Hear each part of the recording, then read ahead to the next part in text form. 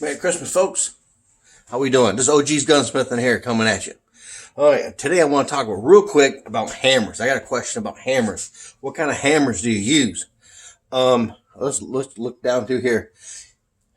I use a lot of hammers. I think everybody uses a lot of hammers, but for specific things. I use this one for hammer nails, okay, and pulling nails. I don't use them on guns. Now, if this is all you have, you have what you have. Okay, I got it. But try not to use this on guns. Okay, pretty much you're not going to move metal. You know, in gunsmithing, you move metal. A lot of times you move metal and stuff like that to make it better, because you don't want to take a metal away from it. You want to move it to go back into it and fill it. That's the idea of it. But this right here will flatten metal, and it's just too big and it's too bulky, and it's just going to smash it and actually destroy the metal. So don't use it on guns. Okay. It goes from a variety of things.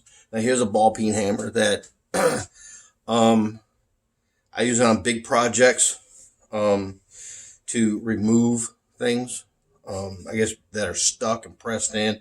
You can move that. Okay. Again, I don't use it too many on guns. So, a lot of people goes, well, what's your favorite hammer to use? I got a little bitty 2-ouncer. This is what I use. And I move a lot of metal with this. Believe it or not, you can move it a long ways. A little bit goes a long way in guns. Remember that. It is Christmas time. It's the day before Christmas, actually December 24th.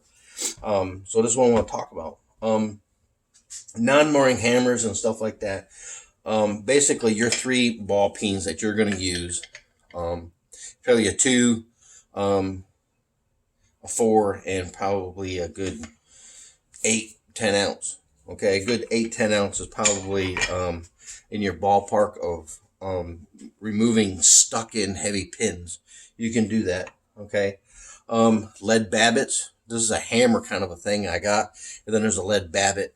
You know, they just smack it. It's dead. It's dead. It's not going to mark the metal. It's not going to mark it. It's just going to bump it. Okay. And that's what I need. For big things like this, I got a rubber mallet. You can use a rubber mallet directly on the metal. It's not going to mark it.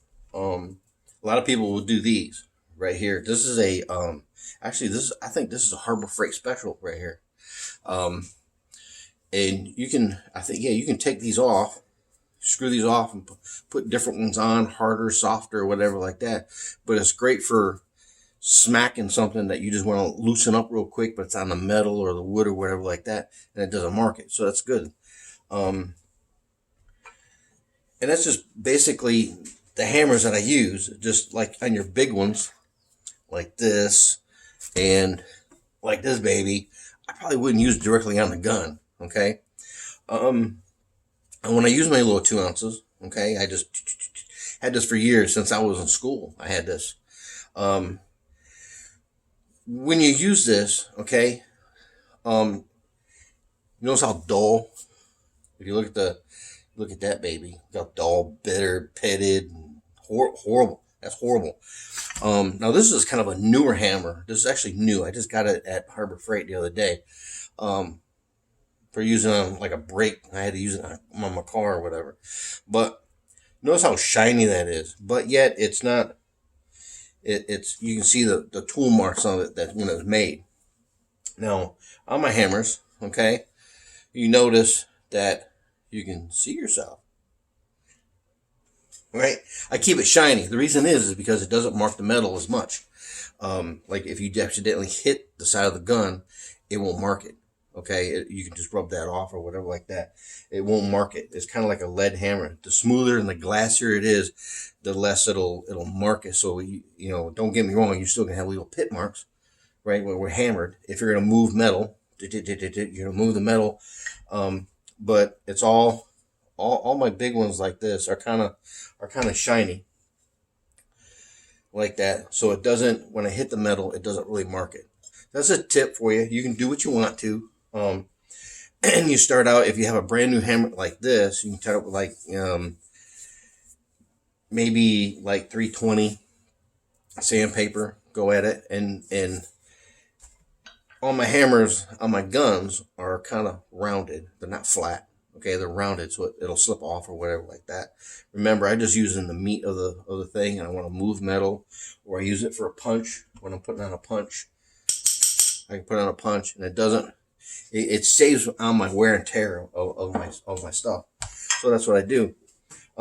As far as the lead, once it gets so bad, you can take a big hammer and beat it back into the whatever like that, or you can melt it back down and redo it if you want to, if you're that handy, which is great if you're handy like that.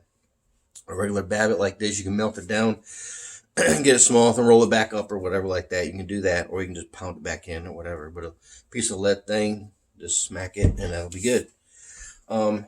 Your lead things are going to be on your revolvers and stuff like that. But that's pretty much it. I hope this helps a little bit. If you don't quite understand, I know it's kind of quick and kind of thing. I know it's Christmas Eve. I want to do it real quick, but that's basically the hammers. There's no secret in a hammer. The smaller you go on a gun, the better. I've seen guys taking a big hammer like this, putting in sights. Why?